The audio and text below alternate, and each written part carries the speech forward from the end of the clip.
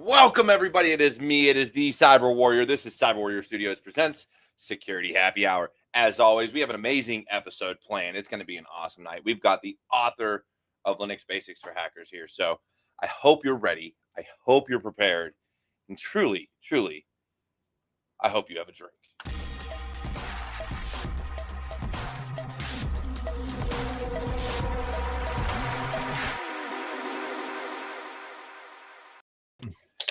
And we're back. And hey, so with me as always, I have my partner in crime, my friend, my brother, my co-host, and my comedic relief, Eric, El Señor Jefe de Seguridad. I still can't pronounce that last one, but it's okay. Eric, how's it going, brother? Hello, everybody, and welcome to another Security Happy Hour. It's been an awesome week. A lot of stuff to talk about, and I'm so happy that OccupyTheWeb is here, and we're going to be talking about his books and all the stuff that he's been doing and the stuff that he's coming up with. So I'm really excited. So let's get to it. Yeah, definitely. So as Eric said, as I stated earlier, we have OccupyTheWeb. Now, OccupyTheWeb is the author of Linux Basics for Hackers. Which actually I've been doing videos on every week, minus this week I took a break. And he has another new book coming out, so we will discuss those, and we will also be talking about Cyberwar. But before we get started, OccupyTheWeb, how's it going? How you been? And what's going on? Hey, thanks for inviting me. It's good to be here. He can be called Occupy Happy Hour for today. Occupy Happy Hour? All right. That works for me. So, man, I got to ask, when you first signed up to be on, so I asked you, you signed up. The primary topic was just your book, which me and you had discussed because I've been doing videos on it. Right. But then we had talked a little bit on Twitter. I think it was last week, as I was getting ready to build the template and everything for the thumbnail. And you said something about wanting to talk about Cyberwar and kind of what's going on overseas and the things going on with that. So this is CyberWarriorStudios. It's the CyberWarriorStudios. Let's talk about Cyberwar and the CyberWarrior. All right. So let's start off. So before we get into your books, because that's going to be another amazing conversation, let's talk about the Cyberwar, because there is a lot going on. Now, we do have a lot going on here, as always. But between Ukraine and Russia and just going the back and forth goings on, what's your take on it? Well, it's been going through various phases. And when it first started, we launched a massive DDoS attack against Russia and basically shut down the internet in Russia for about a month. We shut down their stock market. We shut down most of their government sites. We shut down many of their business sites. We totally saturated their internet for about a month, 5 weeks. We kept everything down. Now that they have responded to that, it's become more targeted in terms of how we're going after Russia, and they're going after us. I mean, I am a target of the Russian hackers every day. We're going after their industry. They're coming after Ukraine's industry and the West's industry. So it's kind of an ongoing, just like the kinetic war that's been taking place between Russia and Ukraine. It's kind of a slog right now where everybody's kind of just stalemating each other with their weapons. But we have had an impact upon Russia, particularly in the early stages. Now we're kind of just trying to disrupt their economic picture, their industry, by slowly throwing wrenches, cyber wrenches into their workings, into their industry, to make it more difficult for them to conduct war. And so how effective have you guys been on their OT networks? Well, we've been, we've basically have made it difficult. We haven't been shutting down entire operations. We've been basically making them not run properly. Okay. We have shut down a few things. We've shut down a few companies, a few operations, but generally what we're trying to do is to just make things not work properly. All right. And it raises questions, and it increases the amount of resources that they need to um, to solve our attacks constantly to their industry. So basically, we're forcing them to divert resources to protecting their industry, as we're constantly attacking them. All right, and the attacks are coming from Ukraine. They're coming from the U.S. They're coming from other countries who are participating in this. So it's coming from multiple sources. So they never know where the attacks are coming from. How's their command and control for cyber coming back at us? Well, they've always been pretty good. Okay, we know that the Russians have a long history of hacking. One of the things that the Ukrainians say to me, is that we're really surprised at how ineffective the Russian hackers have been. And I have to agree with them at this point that the Russian hackers have not shown their best work. All right. They have not been that effective inside Ukraine nor outside of Ukraine. Um, and I'm not sure if they're holding back, if they're not sending in the first team yet, right? But we haven't seen anything really sophisticated. We've seen a lot of relatively, low level, social engineering attacks. But I don't want to, in any way, shape, or form, to diminish social engineering attacks, because most of the great hacks in history had some social Yeah. engineering part to them, right? Yeah. Somebody just put on, I think somebody wrote in there, using interns. That's Leonardo. Leonardo. He's always a trip. Him and Trash Panda are both here, so Okay. expect a lot of jokes in chat. It's gonna All right. happen. They, it may be they're not using their best attackers, right? And maybe they're holding them out for some time in the future. But what we've seen in Ukraine and outside of Ukraine has been attacks that have been not that sophisticated nor effective. But I never, one of the cardinal rules of any kind of conflict is you never underestimate your opponent. So I've been encouraging the Ukrainians and the others to watch out, that they may be coming on sometime soon with something much more nefarious and much more malicious and much more sophisticated than what we've seen at this point. But what we've seen at this point is not impressive. Okay. But I think that if we underestimate them, that will be a mistake. Intern on intern cyberwar. Yeah, that's about right. We blame our interns for everything. But no, I look at it this way, and let me ask you this question, because a lot of the things, especially when this war first kicked off, and as things developed along those lines, it turned out, or from what I've heard, and again, I can be wrong, and the media can be wrong, and all this other stuff, but a lot of the military and Russians, A, they were unaware of what truly was going on, and B, they were really unwilling, to an extent, some of them, to participate. And being that when you're looking at cyber war and you're looking at cybersecurity, do you feel that those hackers have an insight into what is really going on and are choosing to do what they need to do just to survive, but not to actually cause any real damage? Yeah, that's an interesting point.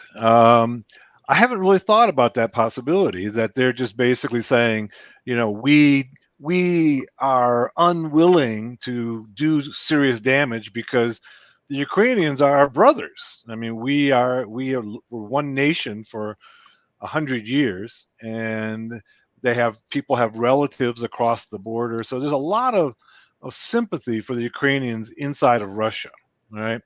So we've seen some sabotages taking place inside of Russia, where people have been sabotaging various industry and other things. So it's a possibility that the hackers are saying, hey, we don't want to hack Ukraine. But I will tell you this, okay, is that Russia has been hacking Ukraine intensely for a decade. Okay, intensely. Right. This is not this attack that just took place starting February 24th is an extension of what has been going on for a decade. Right. And the Russians have had troops inside of Ukraine since 2014, and they've been attacking Ukraine intensely for that same period of time. So if they had those kinds of sympathies among the hackers, it hasn't shown before. Okay, they've shut down the electricity grid twice. They've hacked their ATM machines. They've hacked the finance ministry. They've hacked, on and on and on of the various industries that they've hacked. So it may be that one is that Russia has never come up against an opponent like the world's hackers. I mean, we are something they've never seen before, where all the hackers of the world basically have come together to attack Russia. And I think they didn't expect that. Also, the Ukrainians are, because they've been under attack for so long, they have learned the tactics, okay, of Russia. And they are able to repel those attacks because they've been seeing them for 10 years. And if you were under attack for 10 years, you would learn how to repel the attack. So there's a lot of different possibilities of what's happening here. But in all honesty, there hasn't been a really sophisticated and an impressive attack yet from the Russians, either on the Ukrainians or outside of Ukraine. So soon after we got done DOSing the whole country, the Russians announced that they were going to come after us. And they have been coming after us. They've come after me, like I said, almost every day. But they haven't been effective yet. So we're still waiting.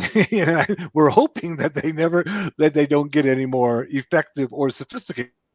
I get attacked You're every not day. seeing any sophisticating attacks a la Sandworm or anything like that coming out. Well, Sandworm is obviously the most sophisticated group inside of Russia. And, if you look at attacks like the attack that Sandworm did against the electricity grid in Ukraine, that's a pretty sophisticated attack. But it required social engineering as well, right? So they had to social engineer their way in. And then when they got inside, it was a pretty sophisticated attack. But so we haven't yet seen an attack on the scale that Sandworm is famous for, but I get attacked with social engineering attacks every day. Okay, who's behind those attacks? I don't know, but I suspect a lot of them are coming from Russia. Okay, so if I were to fall for one of their social engineering attacks, who knows how sophisticated it would be if I were to fall for it. But I have to be very, very cautious. I mean, that's why I even tell my students that my students can't send me documents, right? They can't send me pictures because, it's too easy to embed code inside of documents and pictures. So you mean you don't want any Cobalt Strike on your computer? I don't want any Cobalt Strike on my computer, or my phone, or anything else. Come on. The phone would be the best. I want all those pictures, man. Come on. So Trash Panda did pull this up and ask this question. Okay. Any possibility they're holding back to avoid giving the U.S. more reason to get involved? I think that's a really good point. I think it's a good point. Yeah. And, think that. Go ahead. I was just going to say, and with that, there's been a lot of talk about when students fax me the homework. Yeah, that sounds like Occupy the Web right there. So there's been a lot of talk, about when the U.S. would get involved. Right. And I'm going to circle back to another question I have eventually, but if they were to really get sophisticated and really hit the U.S., which, look, let's be honest, we've seen services go down. We've been seeing this shit for years. Our AWS, our Dyn DNS, you name it, shit goes down. It happens. people like to blame it on networking, but the reality of it is, I always think it's somebody else that got involved. There have been attacks in the United States from Russia shutting down services, but you'll never hear the U.S. government admit that. Okay, because You'll never hear anyone admit that. They don't want people to know that they're susceptible to the Russians. So if we get an attack like, say, the Colonial Pipeline attack, right, where we have entire pipelines shut down in the U.S., it'd be interesting to see how people react to that. Right, the politics of that could be. I don't think it'd be unifying. I'm afraid it would not be unifying. I think that people would start blaming each other. Well, we see that a lot now, because Right. here's what happens, and this has been the biggest thing when I've thought of cyber war and a true full-blown cyber war. This is pretty close to that. It's oh yeah, it's definitely getting there. Not all countries are necessarily involved in the war per se just yet, but they're all involved in the there. cyber war. Yeah.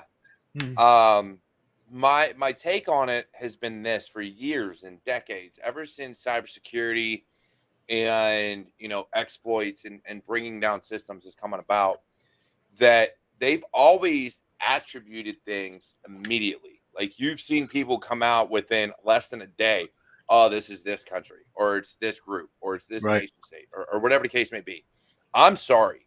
With all of the advancements in VPNs and everything else, there is no way within 30 minutes of looking at a malware to know who did it. Yeah, there's no way. There's no way. And you see articles in nation states come out with that about, oh, it was this country, or it was this country, or it was this country. If you follow it 6 months later, or a year later, 2 years later, they go, oh, well, we're not really sure. Yeah. It could have been North Korea, but there's also indications that it could have been what have you. So, like, for instance, the Sony attack is a good example. The Sony attack a few years ago, I don't know, what was that, 6 years ago or so, when Sony got attacked supposedly by North Korea.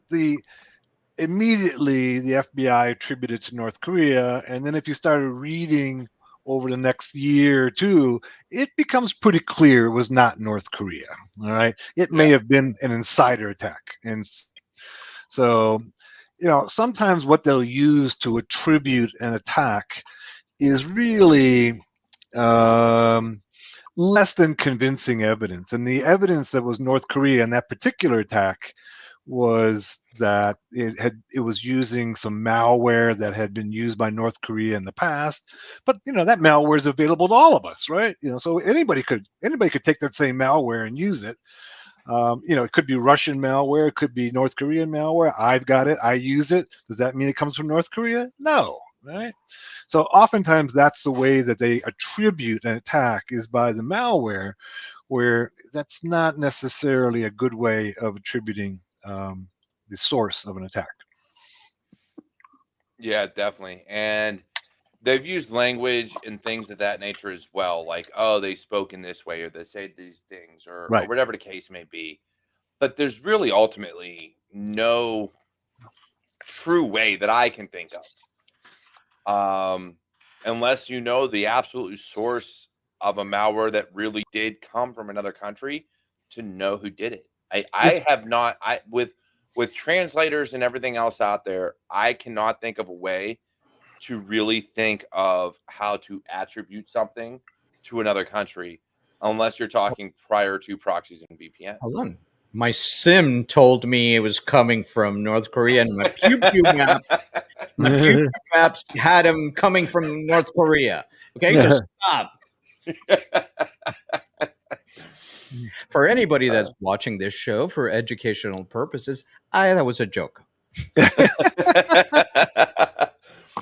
So yeah, it is very intriguing, and I've always laughed at when people attribute things within like the first day or two. I'm like, really? Do you really know that? No. But before I move on, Susan Wesley, who is on LinkedIn, and I cannot write comments to LinkedIn, she says hi. How's it going, Hi, Susan? She is the owner of the gear that I wear on occasion, Securities. every once in a while you'll see it. So securitystar.com. So make sure you go ahead and check out her swag and merchandise. It's amazing. But yeah, I do think that Cyberwar is going to be intriguing. They do leave comments, though, Jess. They leave comments in their code, but they don't tell us necessarily who they are. The reason that we call that hacking group in Russia Sandworm is because they leave references to Dune in their code, right? That's why they're called Sandworm. But do you know they're from Russia? Well, we don't know that, but we have a pretty good idea that they are Russian. We have a pretty good idea. Totes Russian hacker, bro. I love it. Trash Panda always coming in with the comedy. So I do gotta ask though. This has always been a fear of mine with Cyberwar in and of itself. J Data. Oh God, don't get me. No, don't start. No, let's not start on that. I'm gonna do the hate tonight. When it comes to Cyberwar, and this has been my fear, and this was kind of my fear all along with us and with many of the hacking community that truly do go on the offensive, getting involved in the Russian-Ukraine conflict, is when you start going after an entire country and bringing down systems. A lot of the citizens are unaware and do not want to be involved, right? Mm-hmm. So when you start bringing down certain systems and getting involved in that type of situation, and this is the biggest problem with cyber warfare, unlike kinetic warfare where you can see what you're doing and who you're hitting and the targets you're going after, you don't necessarily get to see that in a cyber war, right? You bring down a power grid. Are you bringing down a hospital? Are you bringing down systems that are of living necessity to the residents? So what is the thought process and the aftermath of doing something like that, especially when you're looking at something like a DOS attack? Well, yeah, in a DOS attack, right? We can DOS IP addresses, right? And knowing with pretty much certainty what those IP addresses are, right? If you're just saturating the internet, and then it can affect everybody, right? But now that we're at the stage of going after individual facilities, we know what the facilities are, right? Those facilities are pretty well documented. We know what they are, what they're manufacturing. And so in this stage right now, there's a lot less risk of taking down a hospital or anything like that that has some impact upon innocent human beings. But at the same time, right, we have to recognize that Russia has not respected that in Ukraine. Russia is sending rockets into hospitals, into schools, right? So I would agree with you that stuff should all be off limits. As a matter of fact, it is off limits by the Geneva Convention, right? But Russia is not respecting that. They are killing innocent people, right? At some point, I don't know what point that is, but sometimes you have to fight fire with fire. And I'm hoping that doesn't arrive, okay? But if they keep on sending missiles into schools and hospitals, how can you ask the Ukrainians? I think I lost you, Ben. I don't know if you can hear, but we lost you. But so while he's off and until he comes back, yeah, I understand what he's saying, and that's been a big to do. And when you're looking at kinetic warfare and you're looking at different situations, you have to worry about those things. Right. Is he back? I'm back. Okay. So, yeah, so go ahead and continue what you were saying. Basically, what I was saying is that, is that the Russians have not respected Geneva Conventions and they are targeting innocent people. The Ukrainians, okay, and the hackers of the world have been complying with Geneva Convention. We have not gone after hospitals and innocent people. We've gone after industrial facilities, but we're not blowing up those industrial facilities. If we were to blow up those industrial facilities, then that's a whole different ball game, right? And that's not that hard to do, right? Once you start messing with a chemical plant or a refinery, you get inside and you start changing the settings in there. It's not that hard to have that thing blow up, all right? And we haven't done that, right? So we have basically put wrenches inside many of their facilities, but we're not blowing them up. So far, I would say that the hackers of the world have been respectful of Geneva Conventions, and I think the Ukrainians, for the most part, have been respectful of Geneva Conventions. But I understand your point about once you start going in and just hacking randomly, that innocent people can get hurt. Now, at the same time, let's think about this. Part of what the problem here is that Russia is a dictatorship, right? And the people don't have a say in their leadership. Now, you can make points about the U.S. and the West, okay, about the lack of say that the individual has in the leadership. You can make. I'm looking at Derek because I'm just laughing. Look, I keep, me. I keep my mouth shut on these topics. I'm gonna let it go. Okay. Well, I will just. I'm just touching on that and saying that Putin is a dictator. There's nobody, even his own leadership, can't even influence him. All right. And so what we're hoping at some point is that the Russian people get upset enough with how it's impacting them in everyday life, so that if they don't, like, think about Americans, if they couldn't go to the gas station and get gas, if they couldn't go to the grocery store and get milk because of a war that their leadership was conducting, people would be very unhappy very quickly. This is not like World War II, where everybody's, oh, we got a great war to fight, so we all have to sacrifice. Americans would get very upset if I couldn't get gas for my car because of this war. And right now, Americans are very upset that they're paying 60% more for gas, right, because of this war. I'm right? just going to say two words: toilet paper. Toilet paper. Last 3 years, everybody's like, "Oh, it's toilet paper." Okay. I know, it's like a crisis. It's a major crisis. We can't get toilet paper. I'll just go out to the woods and bury it. I'm good. I'm all right. So I'll take a shower after. If the U.S. would have invested in bidets back during like the World Wars where they first found out about them, as opposed to making toilet paper common, we'd be in a lot better shape. I'm just saying. I'll throw that out there. We wouldn't have to worry about toilet paper at least. Well, you don't need a bidet. You just go out to your hose. There you go. There it is. All right, I'm use out. Your garden. Use your garden hose. but no, it is. It's crazier that these things are going on, but so many people don't go for a walk. Look, I don't do that in my woods. I go to somebody else's. Don't worry. But it's crazy to think about, because here's the thing, and here's the biggest thing for me: as much resiliency as people say the U.S. has when it comes to cyber war and cyber warfare, and a lot of people say that. Whether or not we do, I will say they're wrong. What do you mean by resiliency? What are you?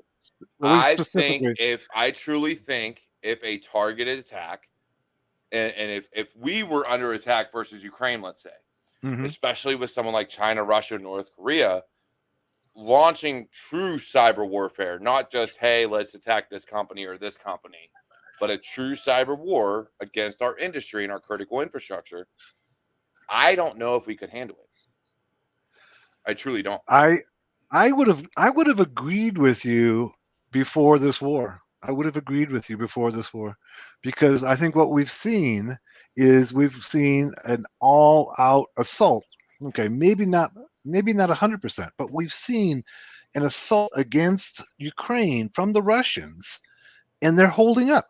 They're holding up, and that's kind of surprising to me. It's surprising to everybody, that the Ukrainian industry is holding up against the Russian attackers. And that's why the Ukrainians are saying to me that these guys ain't shit. You know, these guys, they've got a great reputation, but we've been able to repel everything they have thrown at us. But again, that comes down to, are they truly trying? And I don't know. Fear is it is a. I don't know. I don't know. Feel they are being. They are going easy at this point. Going easy on them. Why would they go easy on Ukraine? Why would they go easy on why? Ukraine? What would be the strategy? Maybe they don't believe in the fight. Okay, that's the point you made earlier, right? Is that they don't believe in the fight, so they're not going 100% at it. I mean, no, they're doing what they can to keep the dictator off their ass. Yeah, that's the point. Let me try to put go ahead. Comment here in the least unclassified way I can. A lot of the Russian, to avoid attribution to their GRU and other military organizations, they use the concept of outsourced hacking. They do. So they put out their hits on the forum boards, and people take the jobs, if you will. And that's how their first line of attack usually, and I'm trying to generalize this. So when we were talking about interns, we're probably talking about people who are taking jobs to attack. Right.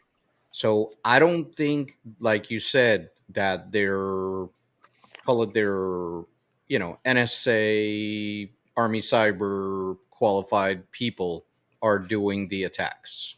Why would they hold them back? What would be the rationale for them to hold back GRU and Cyberwar? Because they're not attacking a nation state of a magnitude.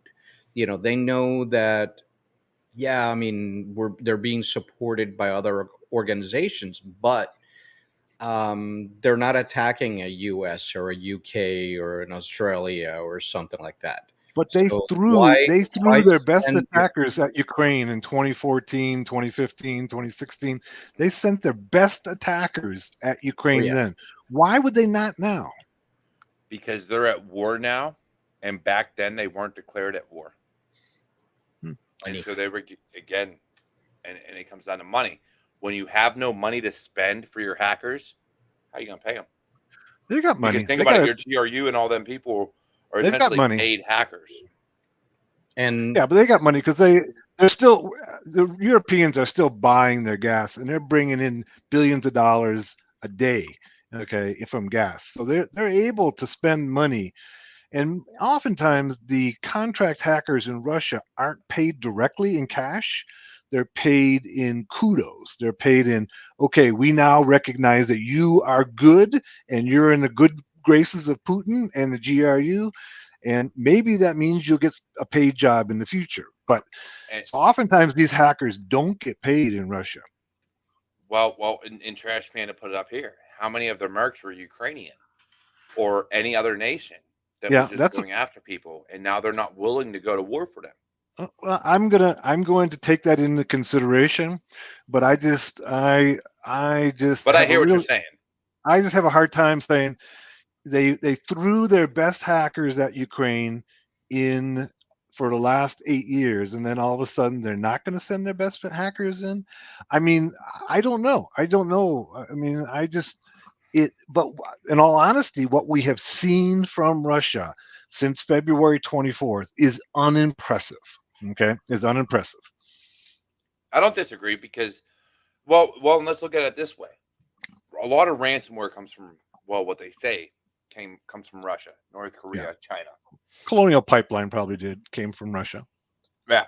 So I have seen attacks on hospitals, but at the same time, I've seen those people get told they're dealing with a hospital and pull out and be like, nope, here's your shit. We don't want to go to, nope, we're not playing that game. But then I've seen other ransomware at hospitals where they're like, I don't give a fuck. Right. There's been a lot of hospitals who have been taken down by ransomware and have paid some handsome ransoms.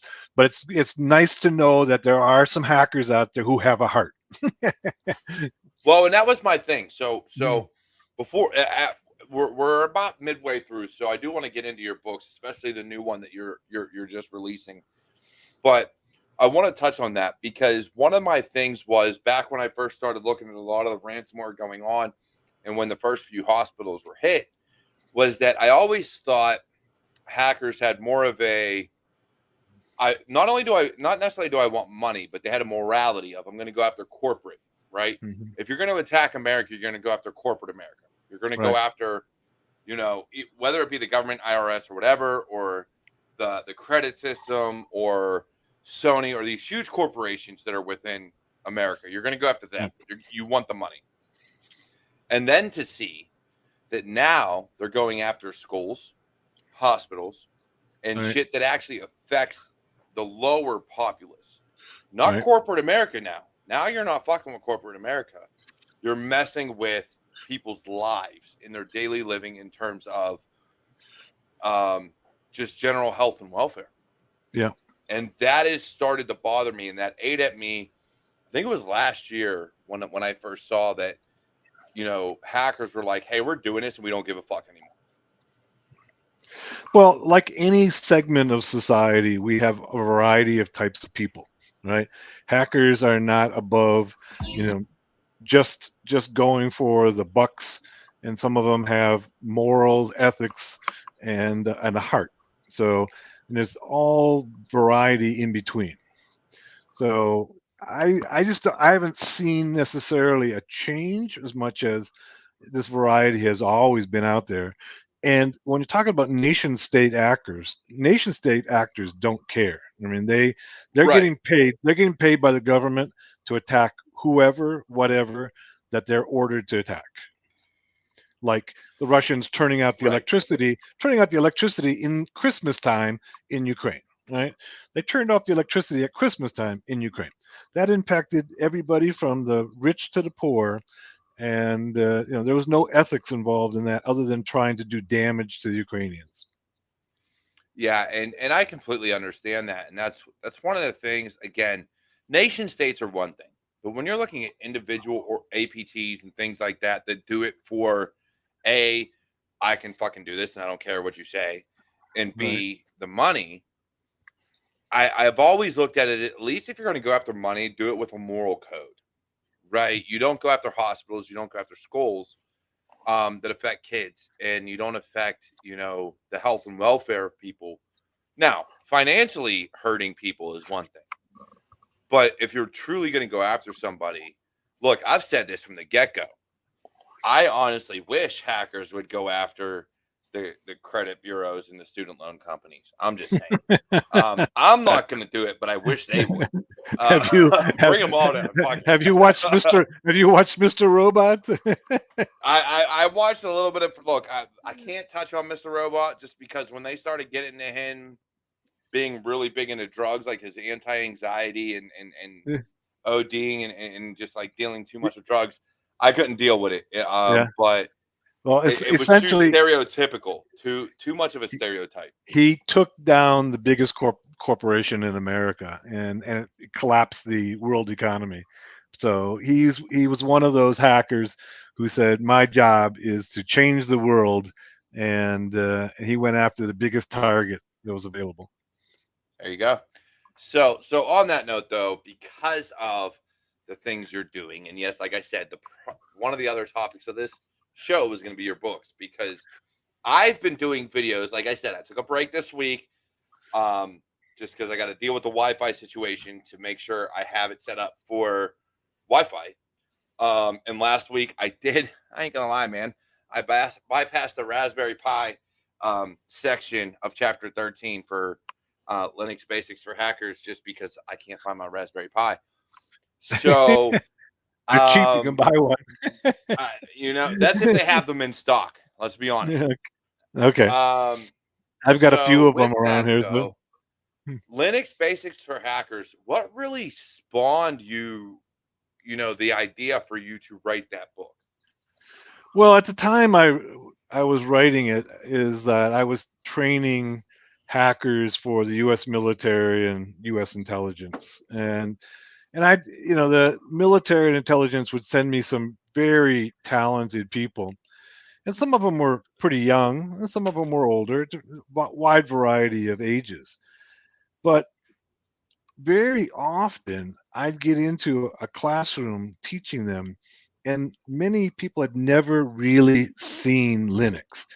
And so I started teaching my classes by doing like a day of introductory Linux just to get them prepared how to use Linux.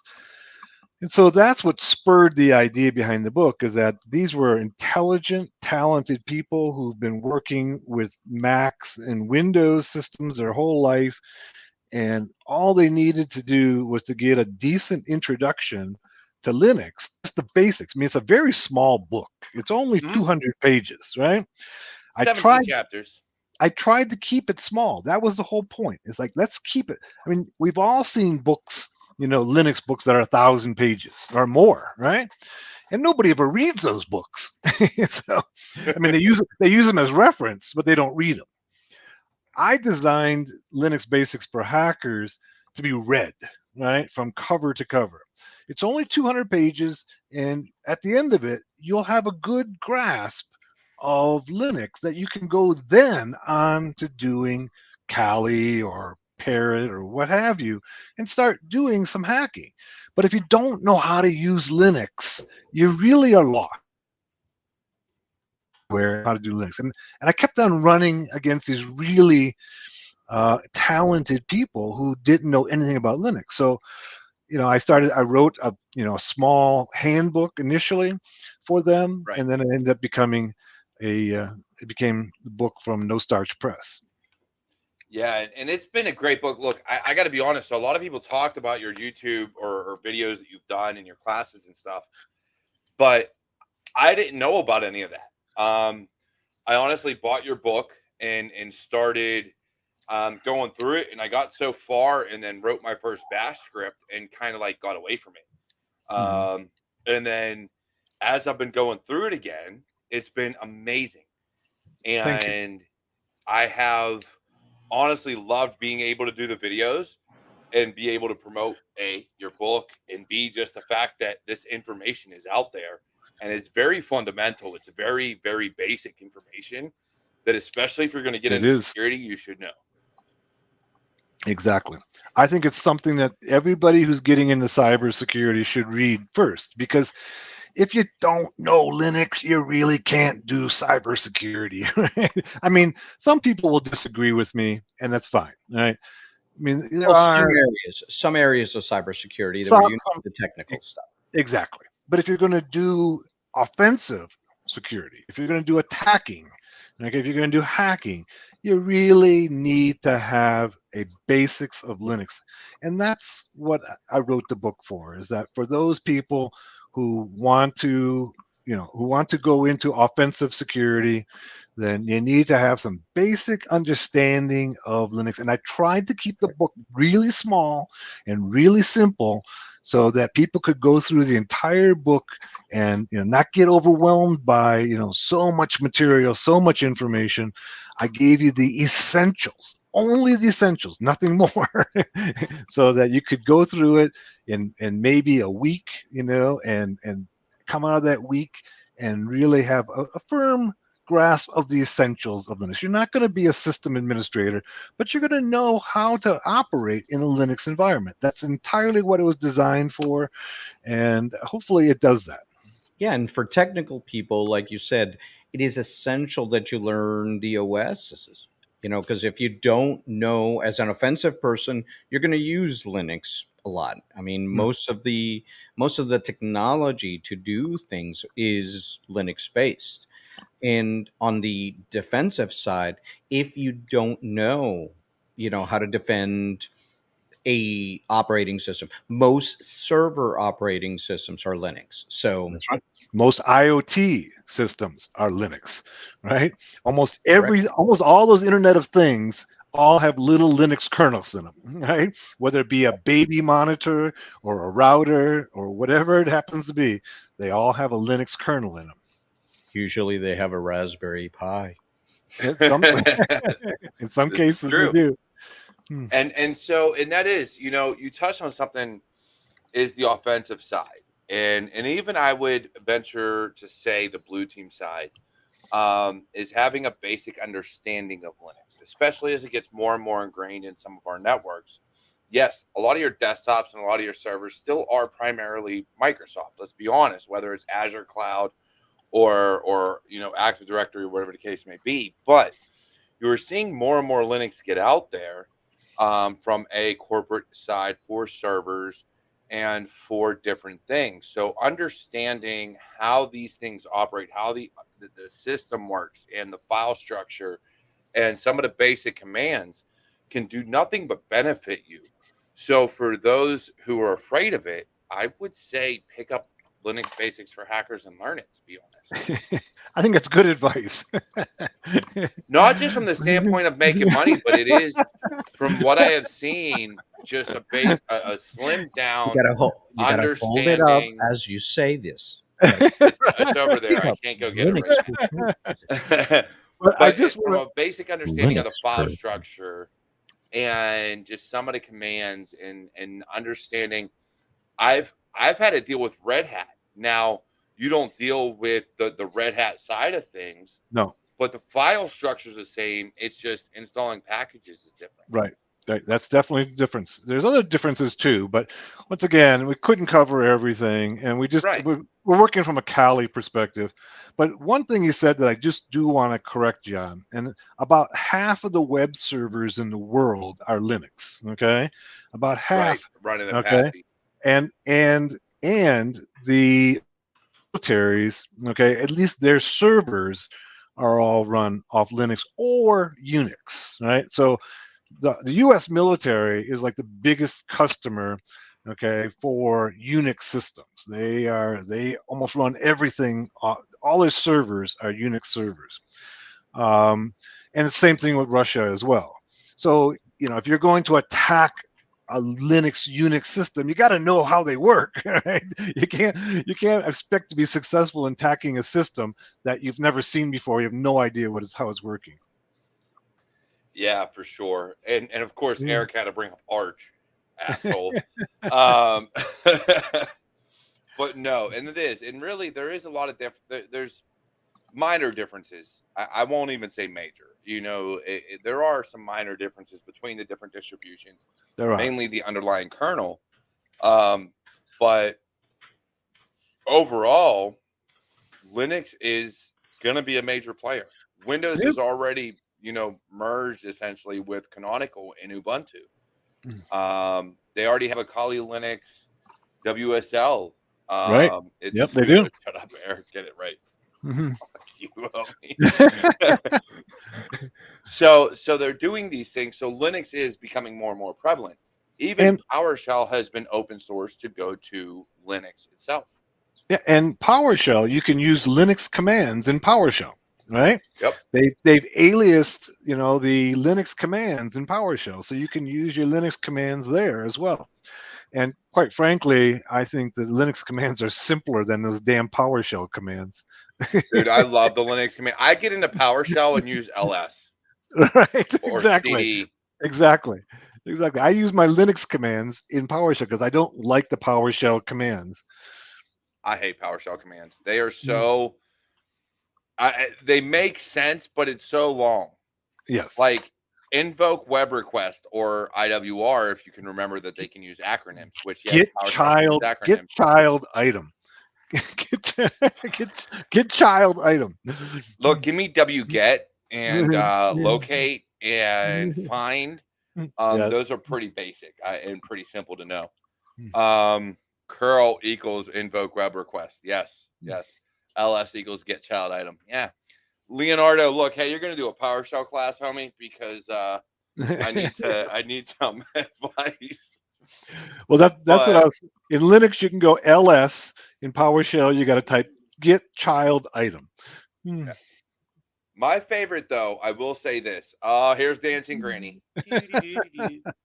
So my favorite is the fact that there are those aliases, right? So with Linux and the ability to build aliases. Now, if you could do it in PowerShell, please somebody drop it in the comments or in the chat that you can do aliases, but that has been my favorite thing about Linux is like if I want to do ls-lha, I literally just create an alias that says like LL or LH or I forget what it normally is, but I just put that in, and that's my alias in my bash shell, or Z shell now is what everything runs. Which, by the way, buddy, I gotta tell you, Kali is now running Z shell by default, so some of those commands need change. Just throwing it out there. Yeah. I in the new Kali, they're running Z shell. Yeah. Thing is that I usually run the old Kalis. I'm really slow at updating. I like some of the older operating systems, and so I've still got 20. I got 19, 20, 21 on my machine, and so I run them all. I have too. VMs for Backtrack and Kali and Black Arch and ParrotSec. Like I've got VMs for almost every year of every operating system hidden on some drive. Right. I'm like, if this shit don't work, I'm gonna pull it from somewhere and make it work.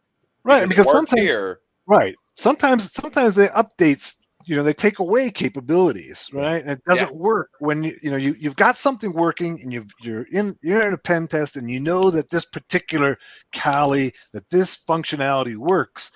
Why would I want to go ahead and bring in the new one that I don't know works? And so when I'm working in a pen test, I'm not going to be using a brand new version of Kali. I'm going to be using one that I know is going to work for me.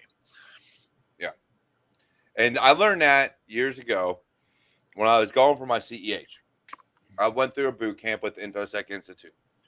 Keytron Evans was my instructor.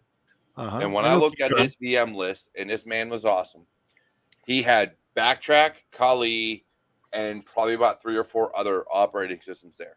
And everything he did was out of Backtrack 4 with a Perl shell on top of that. Right. And I was like, dude, why do you have so many operating systems? And B, why are you still running Backtrack? And he's the one that laid it out for me. And he was like, because sometimes the newer operating systems break shit that used to work in the older ones. Exactly. I'll just say Perl was the shit, man. I hate Perl. I hate Perl and I hate Ruby. Get that shit out of here. Give me Python all day.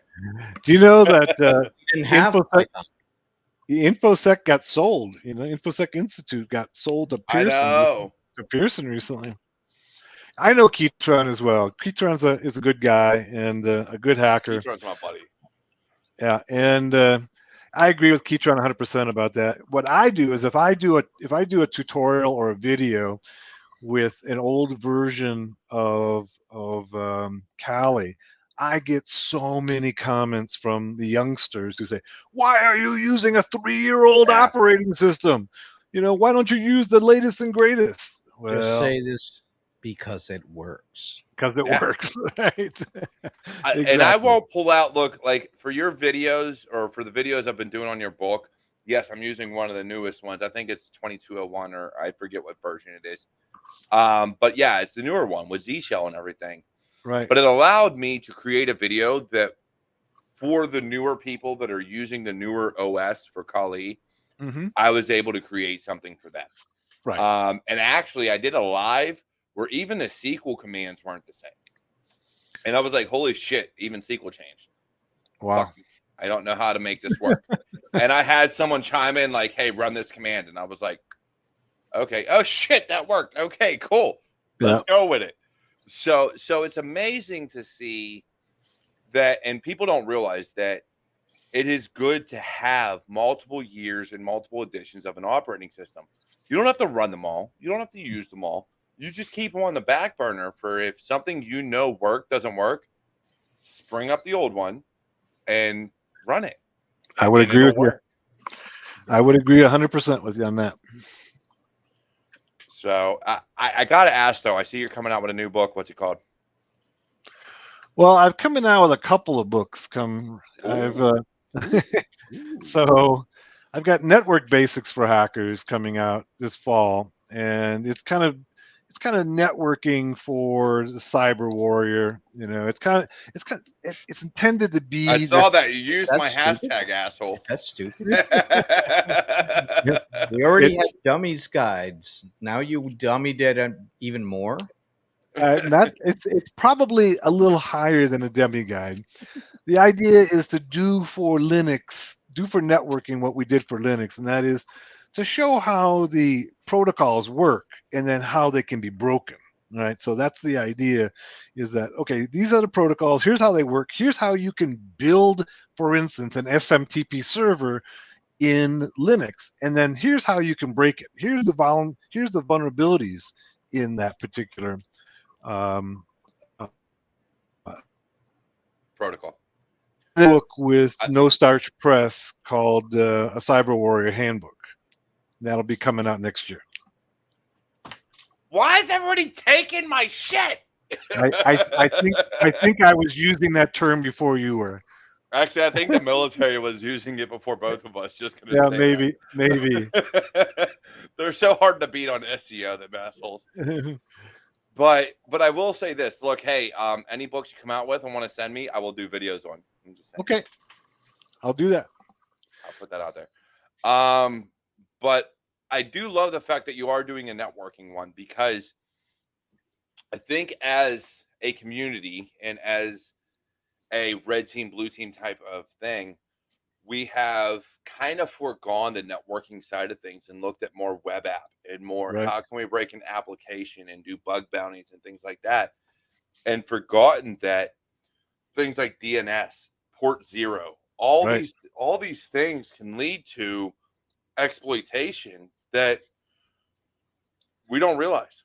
I don't care if you're running DNSSEC. If you're running DNSSEC, that just means I can encrypt my shit coming over your line. Yes. Well, especially you start talking about from a cyber warrior perspective, because when you start knocking out DNS, then you're talking about affecting a large area, a large number of people. When you talk about applications, you're talking about individuals.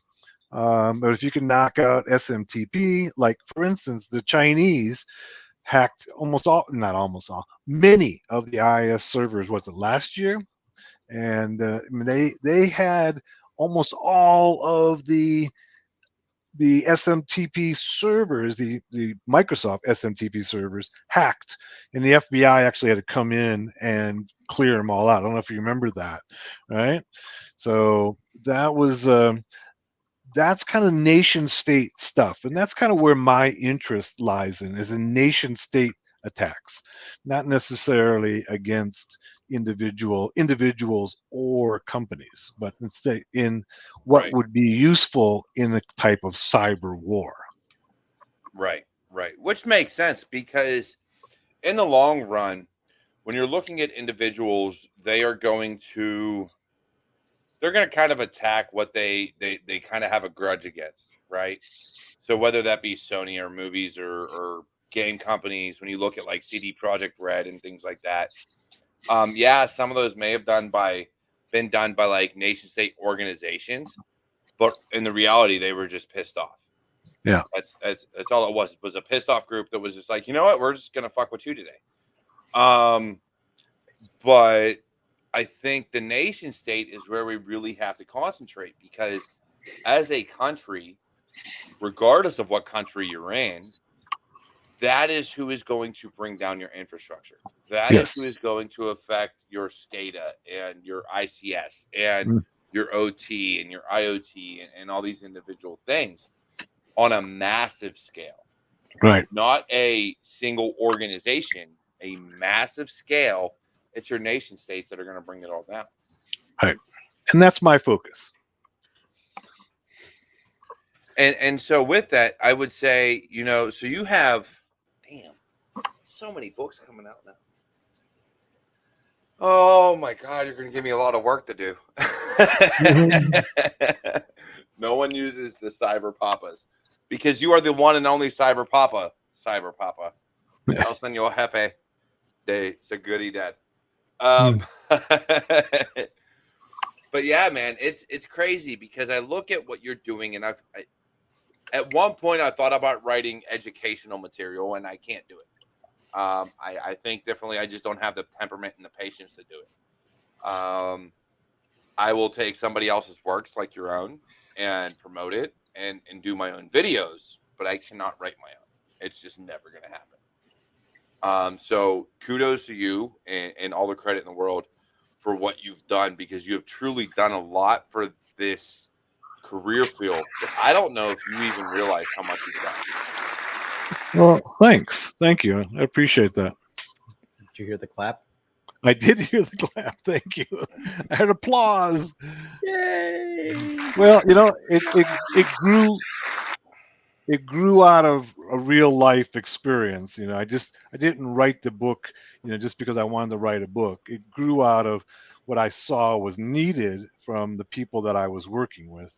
And so that's, I think, I saw a need that was out there, and I wrote a book to fill a need. So hopefully I'm glad that it's people are enjoying it and using it, and it's filling a need within the community. Yeah, it does.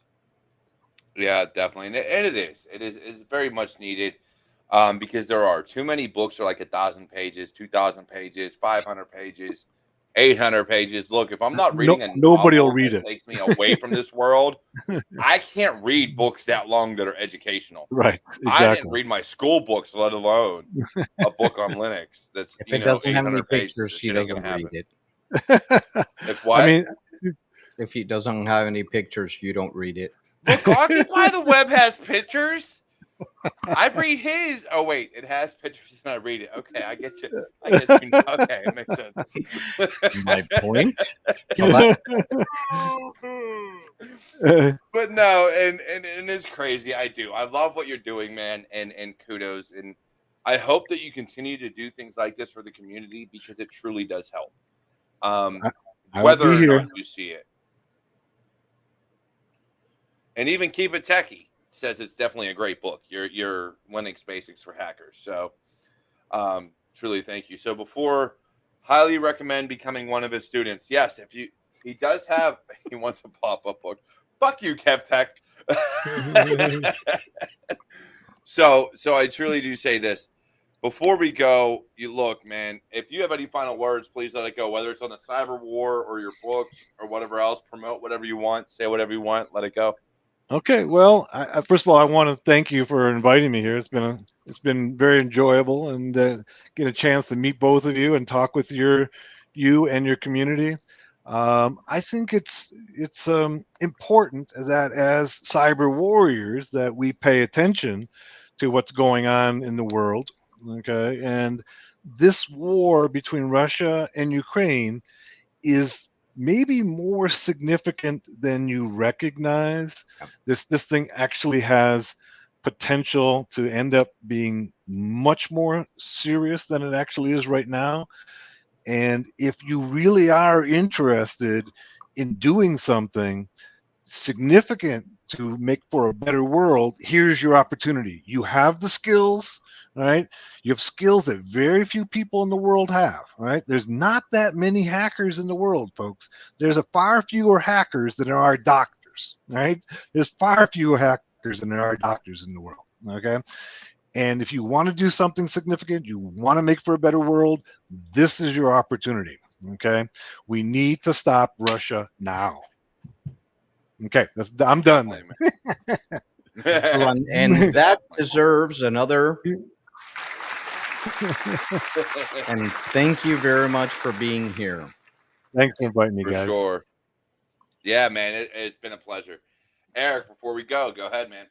Well, to practice the skills that Occupy have been talking all day long, we have a new thing from Raíces, and you see we're doing warriors in Spanish, guerreros.